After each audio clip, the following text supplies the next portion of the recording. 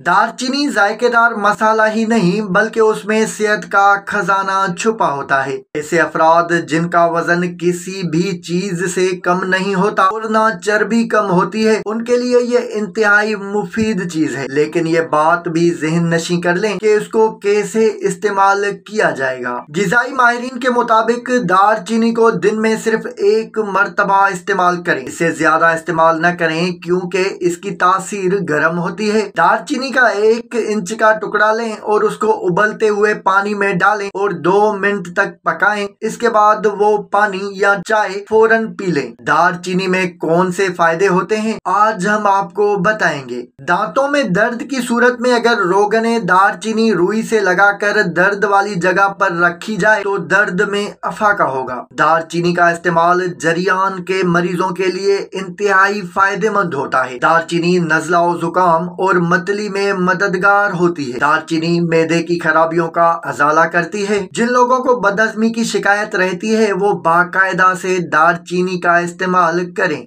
दिल की बीमारियों में दालचीनी का इस्तेमाल फायदेमंद साबित होता है। दालचीनी हमारे जिस्म में कोलेस्ट्रॉल की सतह को नॉर्मल रखने में मददगार होती है। दालचीनी शरियानों में खून जमने से रोके रखती है।